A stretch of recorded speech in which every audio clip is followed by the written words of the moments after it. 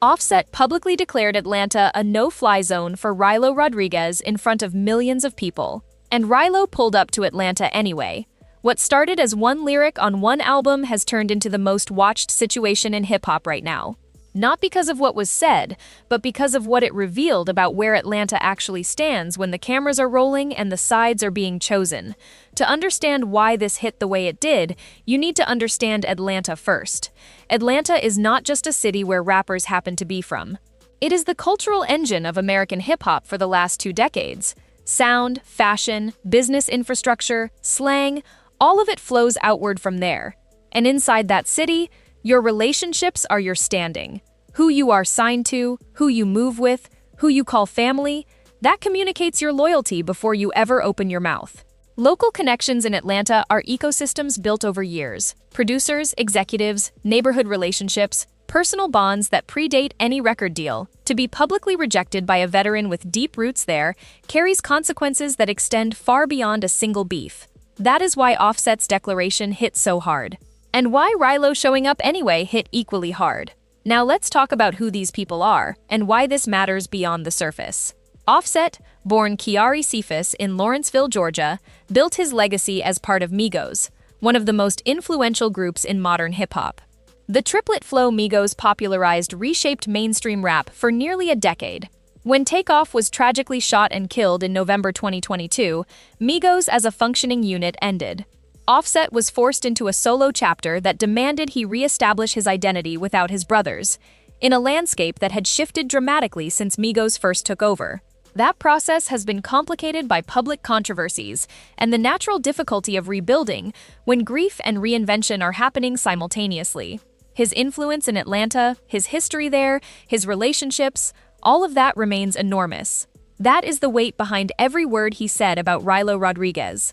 Rylo Rodriguez, born Marquille Rowe in Mobile, Alabama, built his name through raw, emotionally honest storytelling.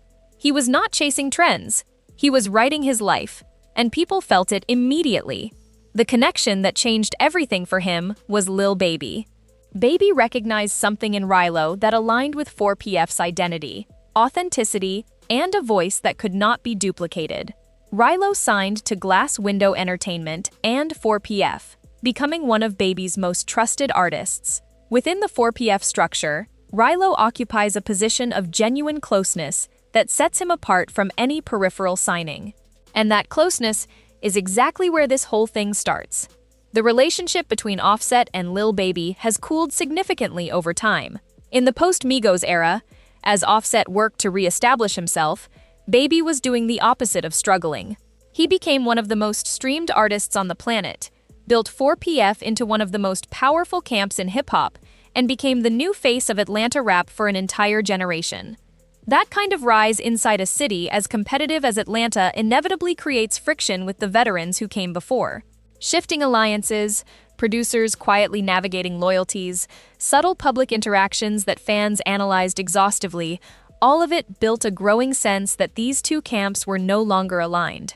In Atlanta, where relationships define your standing as much as your music does, that cooling carries real weight. So when Rylo stepped into the studio and recorded a lyric that put Offset's name in a negative light, even indirectly, it did not land as a solo move. It landed as a camp statement, whether that was the intention or not. In July 2026, Rylo dropped his album Scat. Within hours, one line was the only thing anyone wanted to talk about. The lyric, "Free bands, I'm locked in with Casino, but I'm not Offset." On the surface, it reads like a technical flex. Free Bands is Future's label. Casino is a respected Atlanta rapper with deep ties to Future's world. The construction appears designed to establish Rylo's connections while carving out his own identity. But when you drop Offset's name inside that framing, against the backdrop of already existing tension between his world and Baby's camp, people do not assume a harmless interpretation. Clips spread across TikTok within hours. X was debating it from every angle. YouTube channels dedicated full videos to unpacking whether it was a real diss or clever wordplay. One line, one album drop. And by Saturday evening, it was a cultural moment. Offset did not stay quiet. Through Instagram stories, he came at Rylo directly, touching on his contract situation, his origins, his perceived motivations. The tone made clear he did not view this as wordplay. He viewed it as disrespect that required a public correction. And then he said the words that turned it into a full detonation. Atlanta is a no-fly zone for Rylo Rodriguez. For anyone who understands how Atlanta operates, that statement was not social media theatrics. It was a declaration of standing, a public drawing of lines in front of the entire internet. Then private DMs between Offset and Rylo started circulating. Screenshots spread rapidly across every platform, showing a more personal and heated dimension to the conflict than either had displayed publicly. Whether every screenshot was authentic mattered less than the fact that millions of people were consuming them and forming positions based on what they read. And then Rylo showed up in Atlanta anyway. That act, no words, just presence, communicated everything his supporters needed to understand about where he stood. Offset had declared a no-fly zone in front of millions, and Rylo answered not with a response track, not with an Instagram story, but with geography. He walked into the city. Fans who backed Rylo immediately framed it as courage. Offset supporters called it reckless provocation.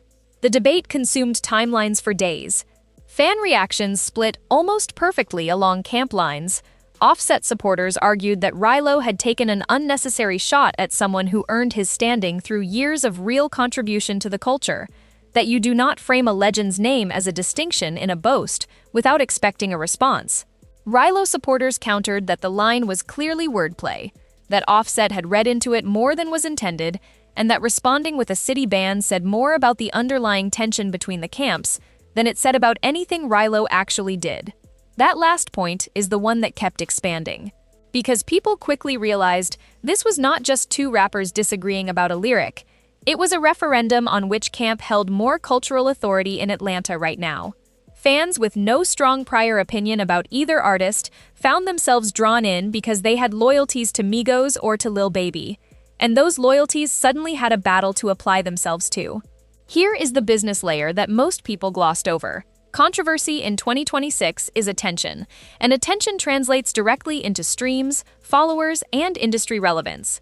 People who had never heard of Rylo Rodriguez before this week went and found Scat on streaming platforms specifically because of the drama. People who had not thought about Offset's solo catalog in months went back and revisited his work. Every podcast episode about the beef created new entry points for new listeners. Both camps, whether they planned it or not, generated promotional value from something the internet amplified far beyond what any marketing budget could have reached. That does not mean the emotions were not real. It means that in 2026, authentic conflict and visibility generation are no longer cleanly separable. An artist can be genuinely furious and still benefit commercially from the attention their anger creates. There is no contradiction in that. It is simply the nature of an industry where visibility is the currency. And the broader question people started asking as this went on is the one that matters most. Where does Quavo stand? How do producers and executives who work with both camps navigate this? What does this mean for artists who have collaborated with people on both sides? And how do Future's Freebands connections factor in, given that Rylo invoked that world in the very lyric that started everything? Those questions spread rapidly, because the Atlanta hip-hop ecosystem is dense with overlapping relationships. Any public conflict between major figures creates ripple effects that touch dozens of adjacent careers. People were not just watching two individuals argue, they were watching what felt like a proxy conflict for something much larger, a fault line in Atlanta's hip-hop community that had been quietly building for years before one lyric gave everyone permission to stop pretending it was not there. Rylo's line collapsed the distance. Offset's response confirmed how much work that distance had been doing, and Rylo pulling up to Atlanta made clear that the next chapter of this has not been written yet. One lyric, one no-fly zone declaration, one reported appearance in a city, and underneath all of it, years of shifting alliances, unspoken rivalries, and the enormous pressure of maintaining relevance and respect inside a city that does not forgive weakness and does not forget disrespect. That is what this is really about. And the story is not over. What do you think happens next? Does this stay on the internet or does it go further? Drop your take in the comments. Subscribe for every update as this situation develops.